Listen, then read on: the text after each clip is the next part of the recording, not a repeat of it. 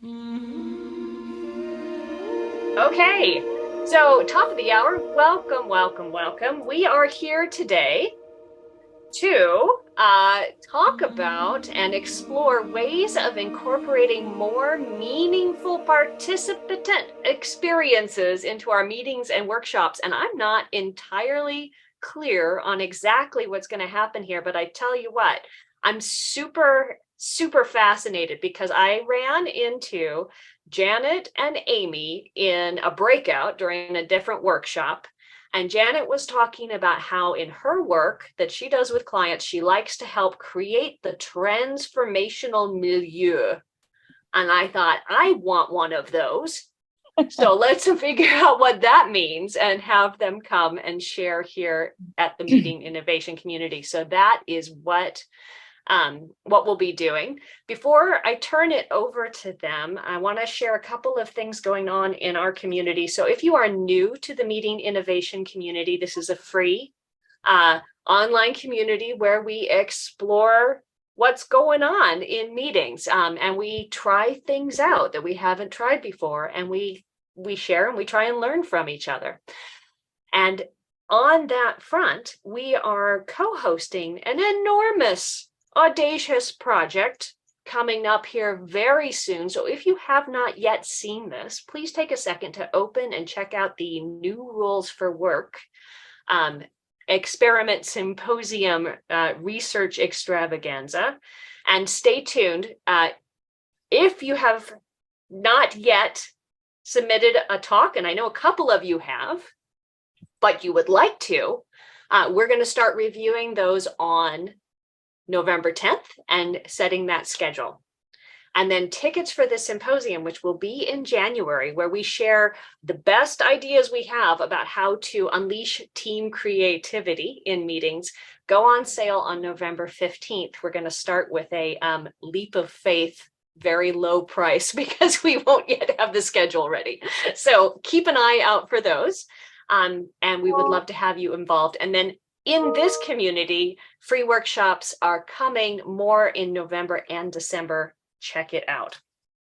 Finally, in the name of learning, we will be providing feedback to our presenters today about what we loved that they did, what we were wishing they had done differently, and how fabulous or not we found this experience to be.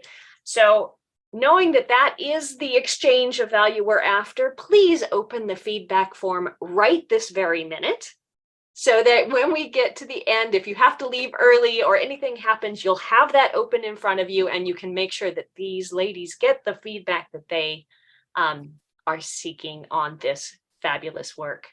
And with that, yay! Thank you, Amy and Janet. Please share with us how to get our participants more engaged. Good evening, everybody. It is absolutely wonderful to be with you. There's an instruction on the screen, or a guideline. I don't like the word instruction. Guideline on the screen. We'd love you just to share in the chat your name, your home city, your country, where you work, and your LinkedIn link. And I think Amy's going to pop that into the chat as well. So my name is Janet Dupree. I am a leadership and organizational development consultant from Engagement Dynamics in Johannesburg, South Africa. My mission is to maximize leadership impact, especially in the context of wicked or complex problems. That's a topic for another day. Our flagship solution is our Astute Leader program, and we're also currently promoting 21st Century Astute Thinking mini-series. I am really grateful to Elise for inviting us for this showcase opportunity, and I've really loved prepping this with Amy. On that note, let me hand over to Amy so she can introduce herself. All right. It's so good to see so many amazing faces, some familiar, some new to me. Thank you all for being here. I am in San Francisco, and I coach leaders that are committed to creating inclusive workplaces in which everyone feels valued, seen, and able to do their best work. For too many of us, work is equated with suffering. My mission is to create opportunities for folks to experience more meaningful, enlivening work lives. I'm really happy to be here with all of you.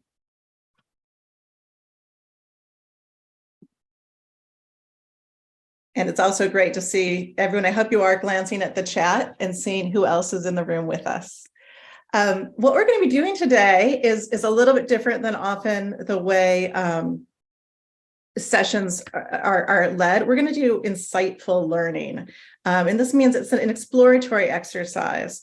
We're not going to give you the right answers up front, and there are no right answers, but we're hoping that we are creating a container for us to be curious, to have create our own insights, all of us, and get to hear and learn from each other about how we can create a transformative experience.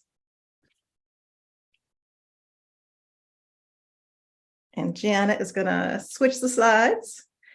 So we're going to give you just a little bit of info up front, and that's just a simple definition, which is a transformative experience is one through which people are profoundly changed, and after which we show up differently to that group, to the next thing we're going to our lives. Thank you, Amy. So we're going to go straight into breakouts. Amy is going to set those up for us. We're going to have 3 people in a room. And I'm just going to quickly explain the exercise. The instructions or the guidelines are on the screen. Feel free to take a screenshot, take a pic with your camera, but Amy will also put the guidelines into the chat. We're going to give you 14 minutes, but the actual exercise time is really about 12. We're going to ask you to each take turns to take one of 3 roles. And the 3 roles are the person who is telling a wonderful story, the person who is going to feedback what they heard at the end of that story, and the person who is going to capture what they hear. And I'm going to show you how you're going to do that in a moment. So 3 roles: a speaker or a storyteller, a feedbacker, and a scribe. And I'm going to ask you each to take on each of those roles in turn. So that's the basic guideline. I hope that that's clear. Anybody not clear, stick up a hand, wave, let us know. Now in the link, in the chat, Amy is going to post a number of links to a series of Miro boards. So each group has their own Miro board. If you could just check as you go into your group, which group you're going into. And then if you're the first scribe, make sure that you click the correct link. Only the scribe needs to access the link in each round, but obviously that means ultimately you will all access the same link in your group. So 1 link per group, and the scribes are working in that Miro board.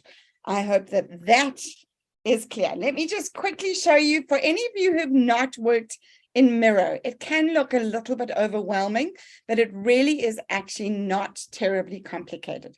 So I've got a sample of what your board will look like when you get there. The first thing is you might get in and it's too small. This is probably the most important guideline I can give you. Down here in the bottom right-hand corner is a Zoom space. So you can see at the moment, I'm set on 13%. I can push the plus button and it'll automatically get a little bit bigger.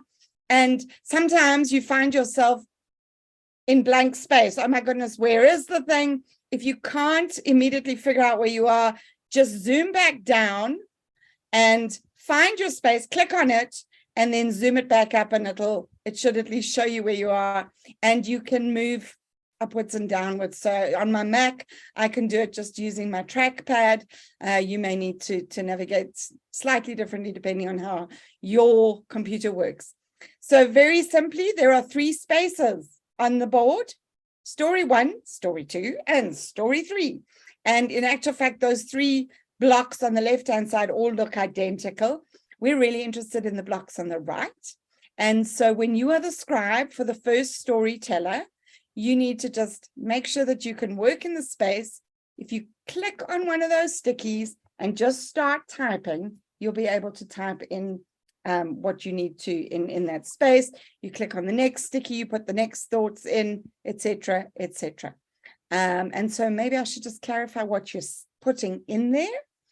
As the storyteller is speaking and then the feedbacker is giving feedback, the scribe is just writing very, very simple one word or very short phrases into each sticky.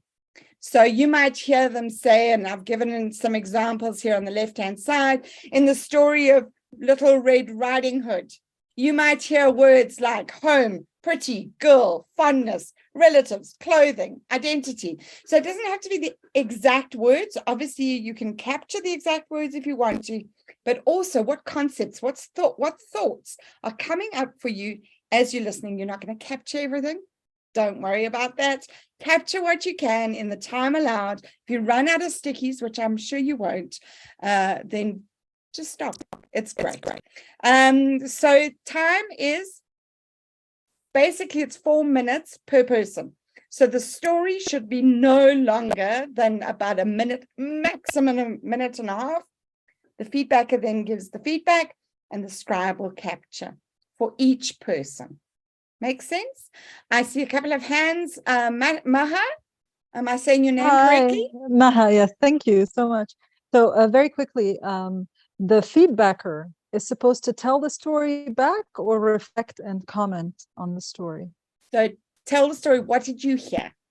This is what I heard. All right. Okay. Perfect. Is it Pedram or Pedram?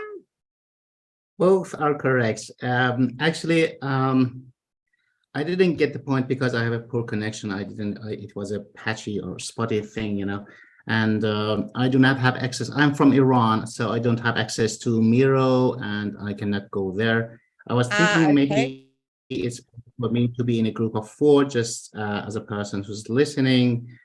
Then if it's possible, I will just learn from other people. I have another suggestion. Maybe instead of capturing in the Miro board, you are most welcome just to capture in the chat, and it'll still work. It'll be absolutely fine. So if anybody is stuck, just capture in the chat. It'll be okay, because you're going to give me back that information. I'm going to do something with it just now. So does that make everybody else happy, Bruce? Yeah, my question is, any story at all? Do you want to focus us in terms Very, of the very kind of good story? question. So here's the guideline, and I'm not going to say any more. Think of a time when you had a truly transformative but unorchestrated experience. It was a surprise, and tell a story about that. Okay. Great question. Thank you. Sometimes I skip things. Anybody else? I can't. Elise, is there anybody else with a hand up that I'm not seeing? Nope, looks like you're clear of questions and ready to lift off. Good to go. Amy, are you ready for us? I am. So I want to invite you, when you enter your room, you can take a couple of moments to introduce yourselves. And also you might want to have some quiet time to think of a time before it starts telling your stories. Again, there's no way to get this wrong. This is it. We're using these stories as an opportunity to reflect on and draw out some, hopefully, possibly some common themes or insights. I want to let you know that there is one room with 4, and that's the room with Pedram in it. So, last call for questions. Just remember to check your room as you're going so you know which link to click. And all the instructions are in the chat. And also we're here. You can call on us for help. If you have any questions, we can pop into your room. Okay? Take your breath. All right. We'll see you in a little bit. How much time are we giving them, Janet? 14 minutes. Okay. Total. There we go. All the rooms are open.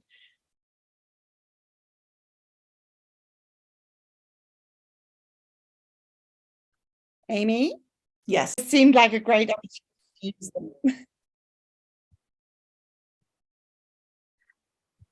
Welcome back, everybody. There we go. Are we all back? Magnificent. So I hope you had a wonderful storytelling time. And we're going to move on to the next exercise. And this is what it is, but I'm actually going to switch us to another screen, and hopefully you can see my Miro board. Yeah, we have time before doing that to give people a chance to share their reflections. Do we? We do. If you want. Oh, no, we don't. The reflections will be after. I We're going apologize. to do reflections a little bit later. Yep, you're right. Okay, good. Let me just quickly get access to what I'm trying to get access to here. So this is my Miro board.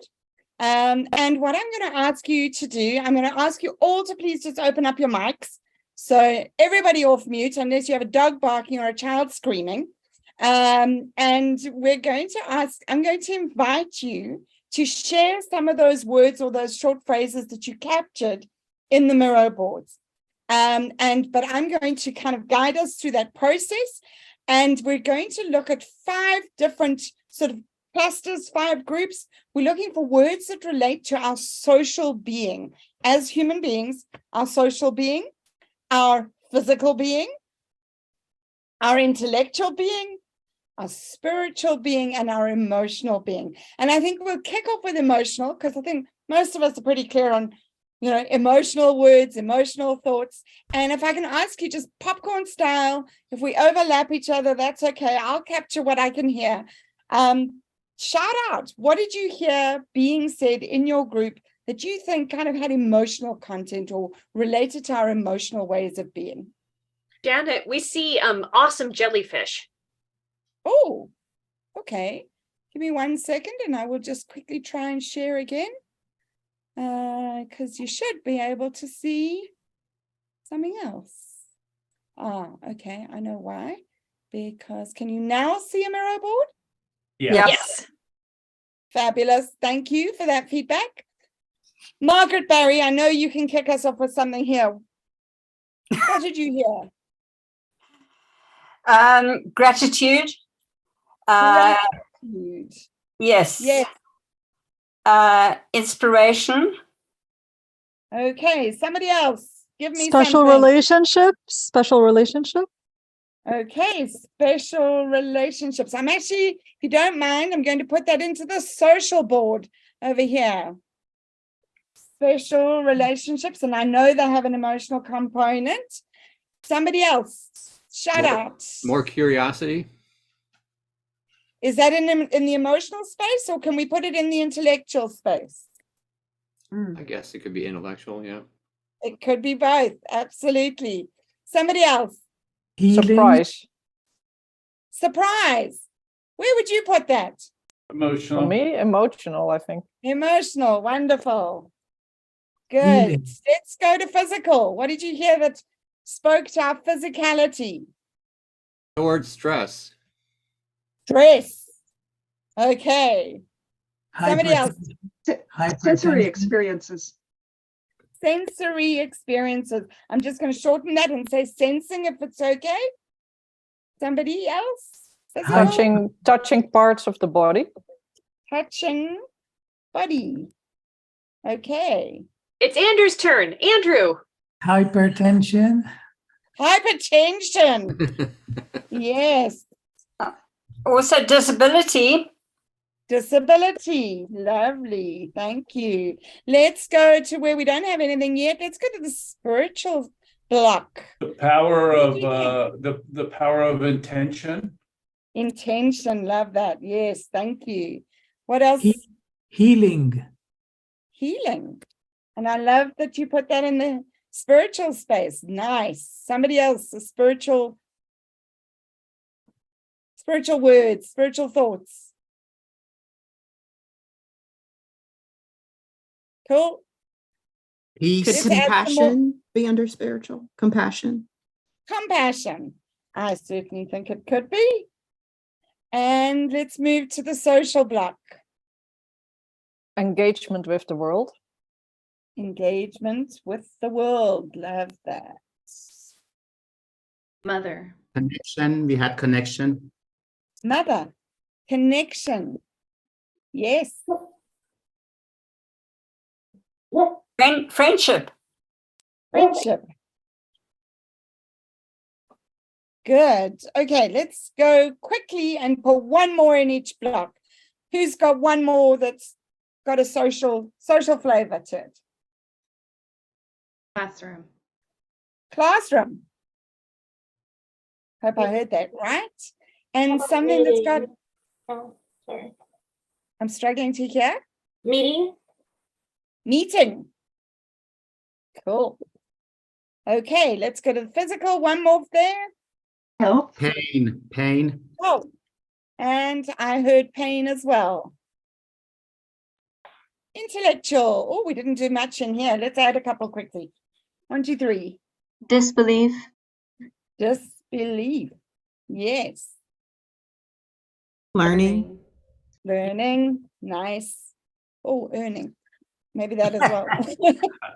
How about beliefs? Just certain beliefs. Beliefs. Yeah. I'm going to, if you don't mind, I do think that beliefs and opinions could go in there. I'm also going to put them in here. Perspectives. Let's call that perspectives. Perspectives, lovely. Cool. Listening. Say that again. Listening. Listening. Nice. And And that one reflection. could possibly go into social too. Sorry?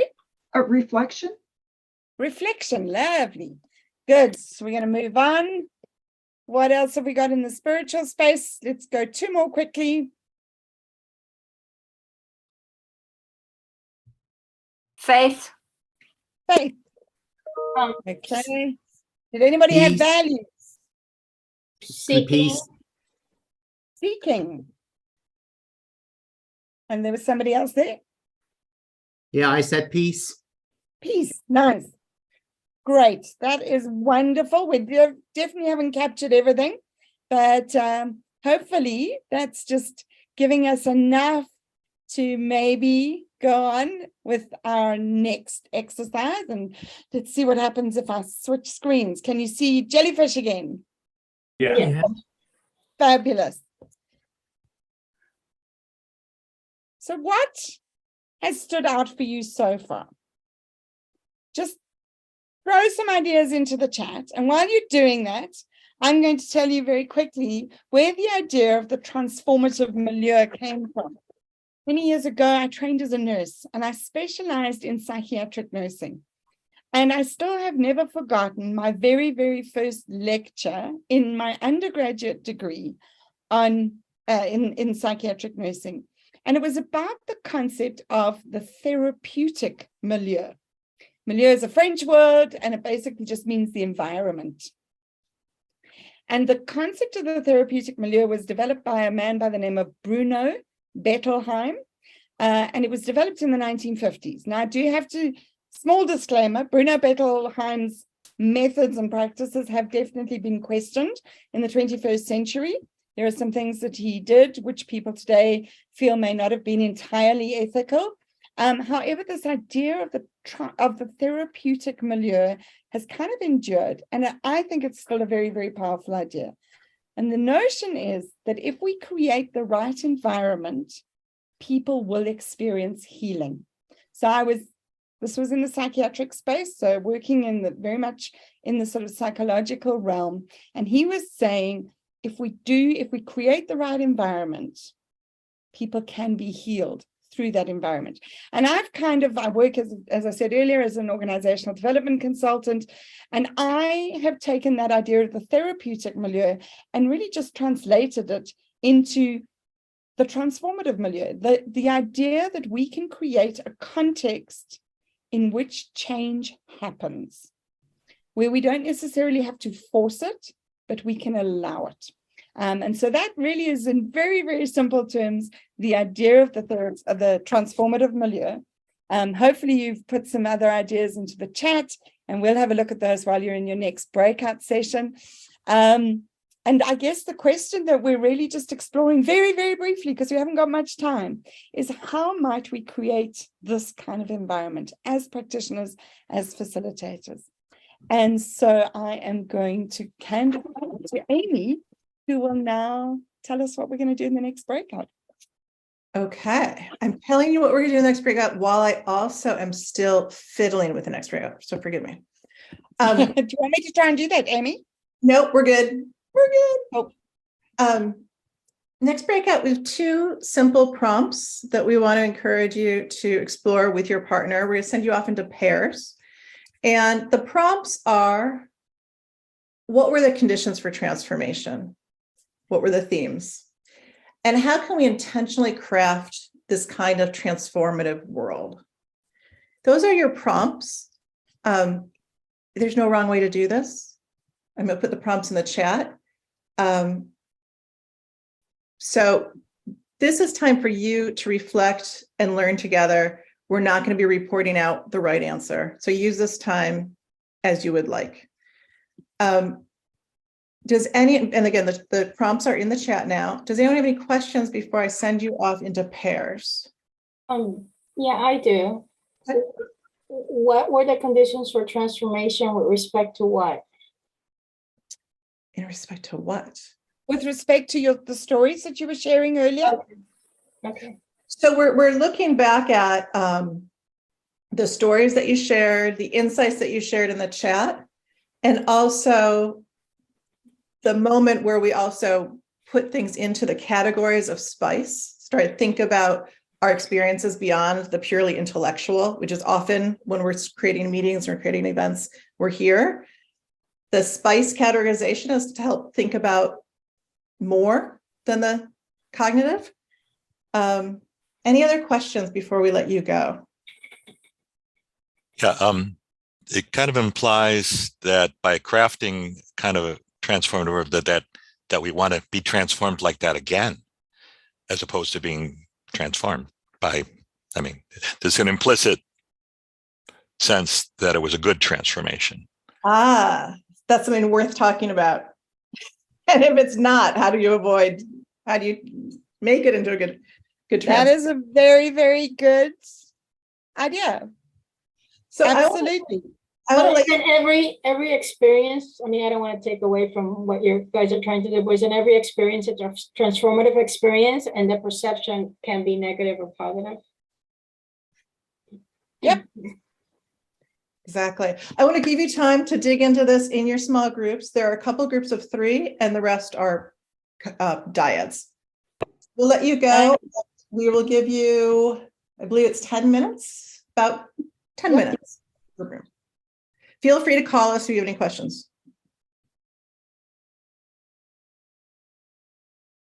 Welcome back, everybody. I hope you had a very productive and practical conversation.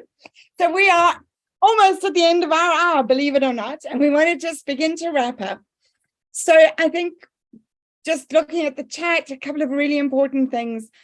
One of them, which is really important, is that it is about context, and it's about our role in creating context. And just to highlight, and hopefully everybody's made the connection, that I believe that the context, or we believe that the context needs to be rich in terms of all of those 5 aspects of personhood, those 5 spice, or as Amy likes to call them, spicy aspects of being. And if we pay attention to all of them, at the beginning of our preparation, we set ourselves transactional objectives. What are the things they have to do? We want people to do in this session. The transformational objectives of how do we want people to be different because they were with us. And just so that you kind of can be let in on the secret, this is what we'd intended at the beginning of this process. And so there's a quick message on the screen. If you are interested in attending a paid session to go into this in quite a bit more detail, please just drop either Amy or me a direct message in the chat. That would be really great. And I'm going to hand over to Amy to finally finish us off. Okay. Hopefully not finish us off, but you know what I mean. Thank you all so much for participating. I was sharing with Janet and Elise that these are some of my favorite kinds of experiences to facilitate and create the container for. And yet it's also very selfishly, I'm sad that I miss out on all the amazing, I think most of the richness of this session is the work that you did together in your groups. And I would like to invite everybody we're going to do this verbally. And I'm going to go, in a sense, in a round and give you a chance to share one insight or nugget of wisdom that you will be bringing into your own work and world. And what I'll do is I'm going to literally call on people. Please, you're welcome to say pass. You just have to say pass. You don't have to have an answer. This is not intended to put anyone on the spot. So saying that, Matt, could you get us started? And Rachel, you are on deck. Well, I would just say that for me, it was not freaking out with all the moving parts that you guys had thrown at us all at one time, and calming down once we got in the room and finding out that, you know, it can all work out and it's okay to make mistakes. So Thank you. Rachel, and then Bruce, you're on deck. Yeah, I think my aha is that like transformation is like fire. It can really change things, and you do have to be careful when playing with fire. Thank you, Bruce. And then Cassie, you're on deck. I apologize if I mispronounced your name. The value of listening to others, and that things can be chaotic and actually come to a point, and it requires patience. Thank you. Cassie, and then Mirjam. So for me, it's the fact that the spiritual was left out, or not intentionally included in stories, and suggests a real opportunity that's been lost when we forget about that aspect of who we are as people. Thank you. And then Mirjam, and then Margaret, you're on deck. Yeah, maybe the most aha was that indeed transformation is often heard as something positive, and it can also be very well a negative transformation. To be aware of that and not always look for self-alignings when there may not be. Thank you. That was an amazing reminder that we heard when you all came back. Margaret, and then Maria. For me, the most important is the idea of being open-minded and open to opportunities to change one's attitude or one's beliefs or one's, way of seeing the world. Thank you. Maria, and then Andrew.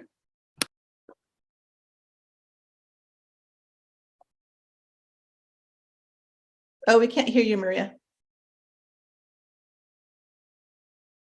I think the biggest aha I got is creating the context for transformation.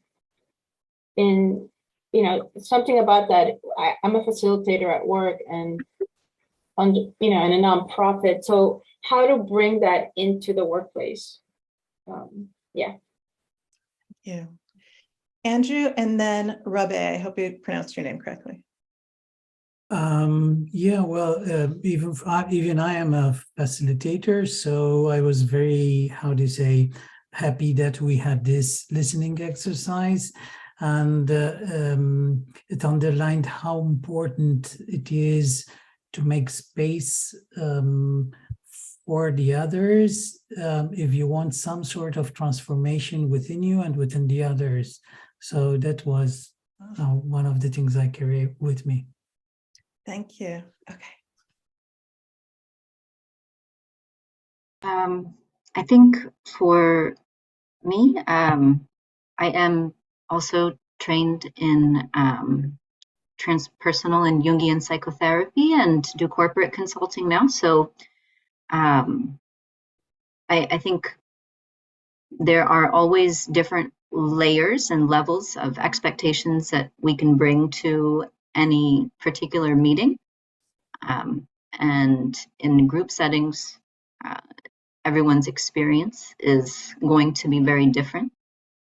So it's great to create space to link transformation and transaction in a way that is potentially healthy and enabling for as many of those participants as possible. Thank you.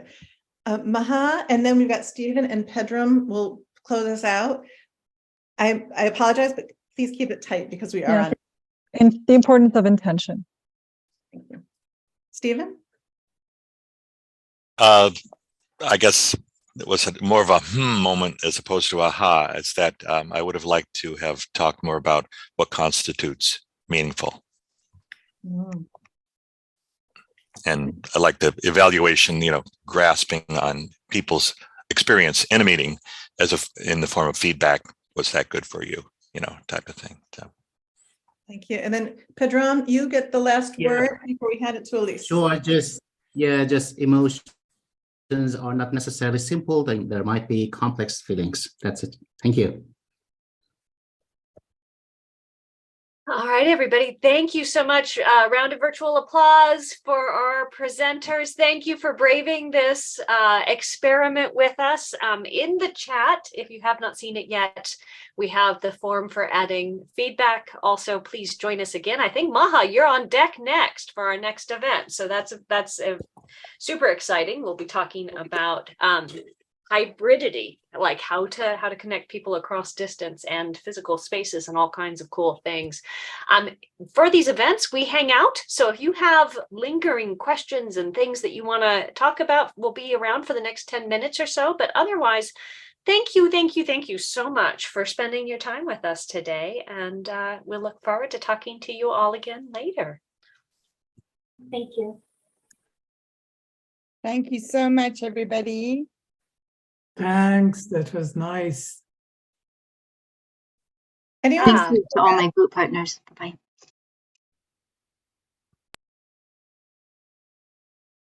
All right. We'll see. Mark and Stephen, do you want to stay around or are you heading out? Stephen has a question. Did you want to dive into that a little bit more, or about feedback? And I'm trying to find other people, and I'm glad to see, Elise, that you have. This is pretty rare that people say, so how did that go? And continuous improvement and hearing from people rather than looking in the mirror and saying, I think I did a good job. I think I did. It's like talk to yourself. It's like, no, talk to the people who are in the audience, ask them. Absolutely. If they thought you're a great meeting holder. So very valuable. So Stephen, here we go. We had a conversation about this in the meeting innovation community. There are a number of companies that focus specifically on that question. And I don't know if you've seen this thread, but if you're in there, you can check it out. And people are looking for both. What are the mechanisms? What are the questions we should be asking, right? To get the Allison, you're an hour late.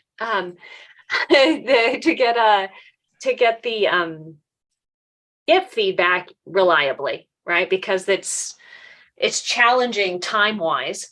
And when what you're trying to do is leave people, take advantage of the peak end rule, where people leave on a high so that they have a positive resonance of what you've done, stopping to go, hey, how was that wrong? Right. Is not the way to do that. So there's some real challenges with that. So these folks were all looking at ways to asynchronously gather automated feedback using technology that help you get a more reliable. Thanks for sharing that. That's great. I'll take a look at that. Thank you. Allison, you're an hour late. We're just wrapping up. Yay, daylight savings. But it's been recorded. Yeah, obviously a problem with the conversion of times, but I was in something else that's just finished, so I couldn't have come in earlier. Well, it's lovely to see you. Oh. I want to respond a little bit more to the Stevens question and to the conversation, which I have not had a chance to read the whole conversation about feedback. And I say this as a social scientist with an extensive background in all sorts of methodologies. I think it's really important that we find ways to integrate qualitative feedback into our gathering of information about how did it go. Generally, Likert scales and ratings, you get a little bit, but you don't understand the why, and you don't understand who the people are that are sharing that. Yeah. So I'm always looking for opportunities to get qualitative data as well. And honestly, conversations, like actually getting to hear people say their feedback, not just see it in writing, can be really helpful. So maybe we could ask you, Stephen, if we can put you on the spot. How was that for you? Well, I'm not that familiar with Miro, so that kind of lost me there. And I understand I got my first computer 30 years ago, so I've been, I threw away a modem that it was like, oh, 56K. I'm like, oh, you can go 1,000 times faster now. But so the technology has always been every time, and just one perspective is that there's always one more tool out there. It's like, oh, now that everybody's online, now we need this. Oh, now we need, and there's always, so I understand there's always going to be one more cool, like thing to, and you want to drag people in, coax them into using this cool new tool. And I'm sure Miro, from what I have, seen it before, and so I know it's worthwhile. But so the feedback would be that perhaps if there was a intro, I'd say, hey, we're going to be using Miro. Here's a little 2-minute video, tutorial, just so you don't get caught off guard, and on the fly, like, whoa, and the link's down here, and the link's down there. What did she say? No, so. Yeah. That's a really great idea for any session that uses Miro or Miro. It does sound like what I heard from you and I think I gathered from other people coming back is that it felt like there's a lot of settling that needed to happen in the breakout rooms. We threw a lot at you, you got into the breakout rooms, and there was a little bit of like, get your footing that needed to happen. Is that correct?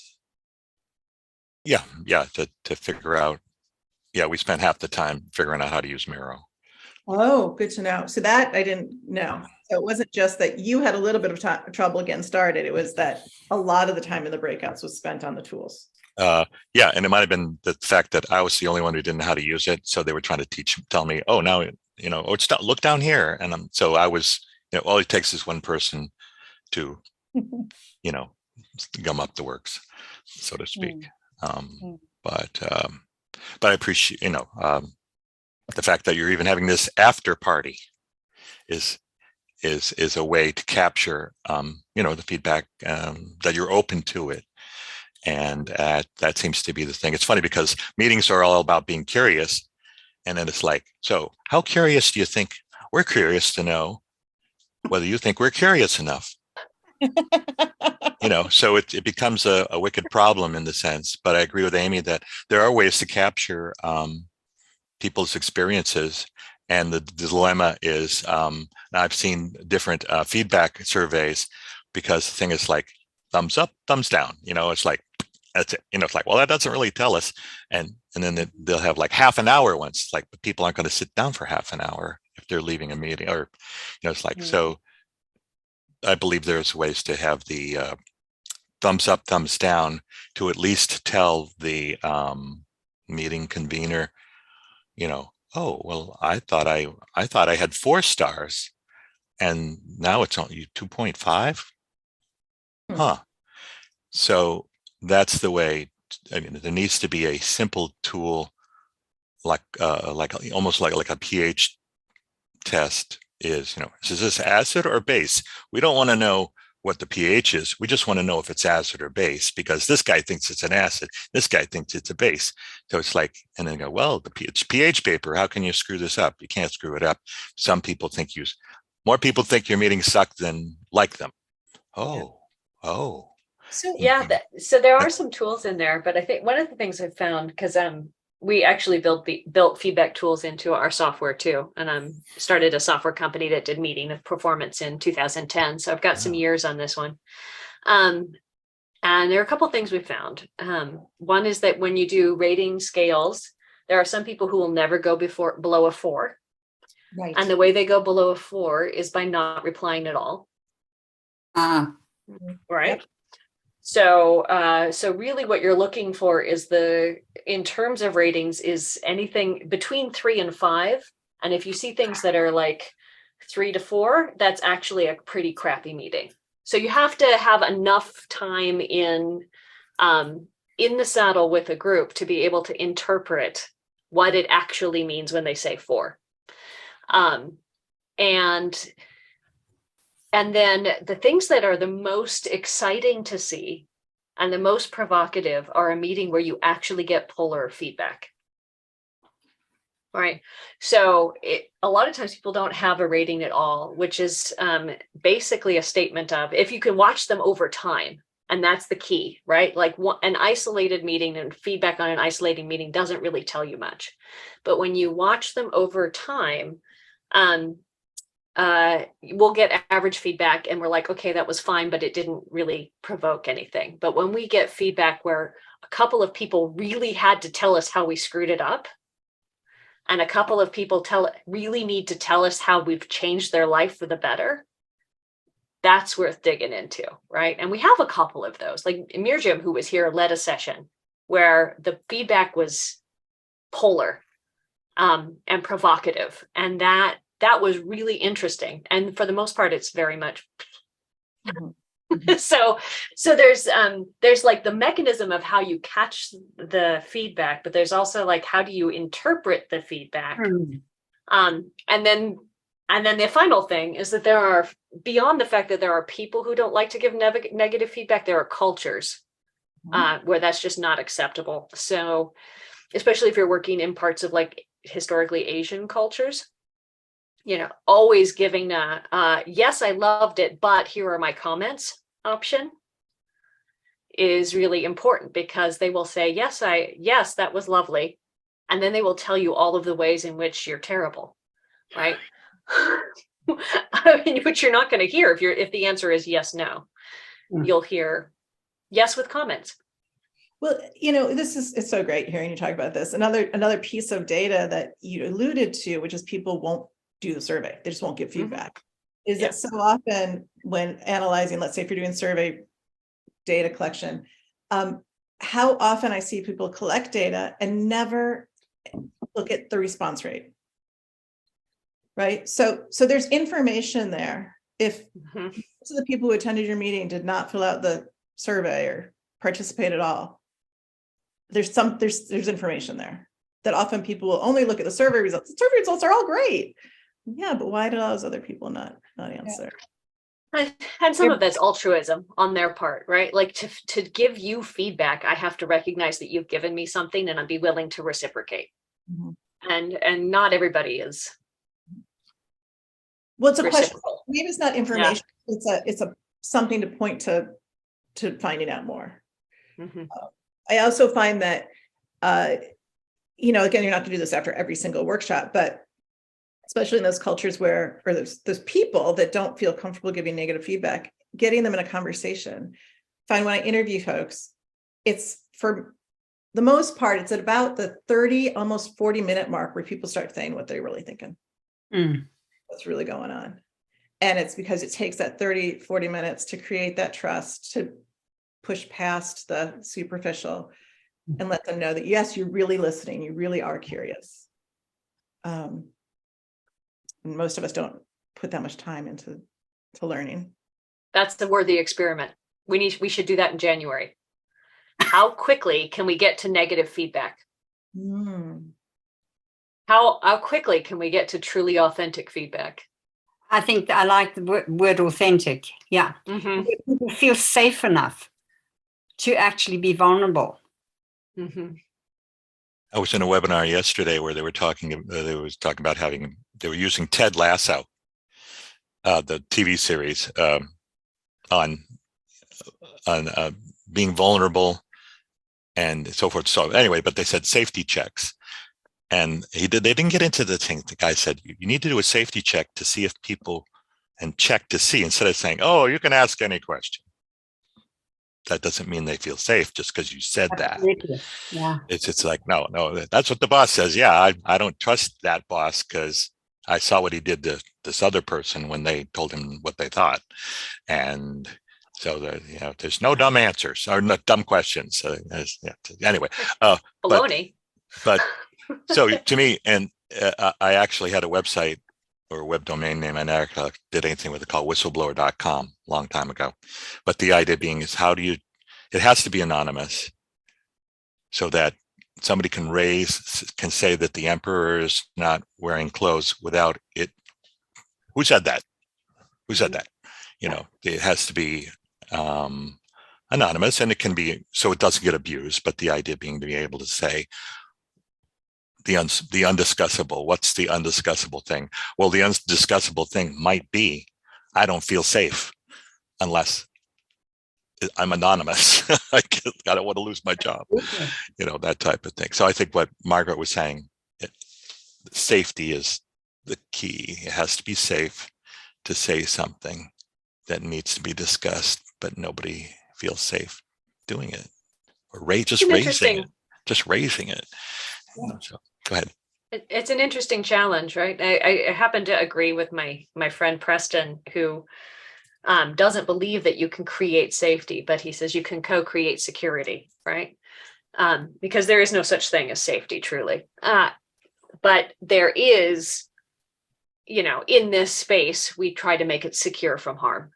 And that's something we do together. So that I'm doing actually a workshop. My NDB Festival workshop is on mechanisms for practicing constructive conflict, so that you get those repetitions in the saddle of dealing with authentic feedback, so that when it becomes critical to do so, you actually have that experience. So that like the boss isn't going to get you for speaking up because he hasn't gotten you for speaking up, or she hasn't gotten you for speaking up 9 times over. But the that interesting balance between anonymity as the place to start, because you're completely right in an environment where you don't have a historical culture of practicing authenticity, then the only mechanism is anonymity. But anonymity is so tricky too, because there's no you don't have any skin in the game. You can just throw whatever you want to throw. But isn't that where it's election day yesterday? We had anonymous voting. Yeah, we had to, because it's an unsafe country. Mm-hmm. Alison, did you have something you wanted to say? Well, I was going to add that if I think back to the question you posed, Elise, in how quickly can we get to authentic feedback? Getting to authentic feedback is at the intersection between what you as the facilitator are designing and doing in the space and what exists pre you're stepping into that space. So with a group of people who don't know each other, or don't know each other much, like possibly this group of 6 of us, then a lot of the creating the opportunity for authentic feedback is within the control of the facilitator. But where I have done work in companies where the people you're working with, they all work together, they all know their company culture, then it can be that no matter what I do, we will not get the authenticity. I'm thinking of one particular client where I worked with them for a whole year, and we had a lot that we achieved in that year. However, there were things that were not shifting. And only at the end of that year did one of the senior staff ask to have a coffee with me and tell me first they were leaving, which is why they were comfortable to now come and have a coffee with me. And 2, this is what's really going on back at the office, which you are not hearing from anybody in this group. And a key person participating in what was happening back at the office was one of the owners, and he was not involved in what we were doing. He had extricated himself from the beginning. So we never even had his voice, but nobody was going to tell us about his voice either, because it was so dominant and partially destructive. Yeah. I think we often take on a lot of responsibility as a facilitator, and perhaps don't make enough space for thinking what else is happening before we got there and what's happening when we're not around, which could be equally for somebody consulting, for instance. Similar. Yeah, it's a fabulous add to that question, because if the question is, I gotta go. okay, bye, Amy. Thanks. Thank you all so much. What an amazing conversation. Bye-bye. Thank you, Amy. Bye-bye, Lovely Amy. working with you. So if the experiment is how quickly can we get to authenticity, the second part of that would have to be, and when is that not possible? How do you recognize when the conditions for authenticity are not in place? Yeah. Mm-hmm. Yeah. Something Alison was in the story Alison told, in one of the various things that I've studied, was the whole idea of primary and secondary process. Is the primary process is we're having a discussion about this. Secondary process is what is happening underneath that is not being spoken about, not being named, not being addressed, and can't be because it's not deemed important.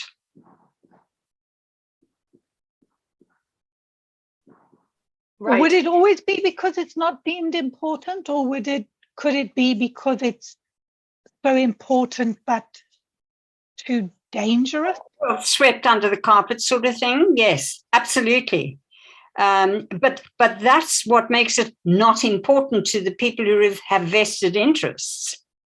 Oh, we'll just sort of pretend that doesn't exist, or it's not really part of the problem. So it gets relegated to secondary process.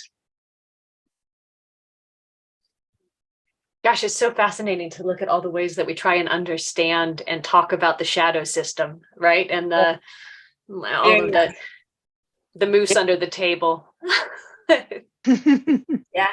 Yeah.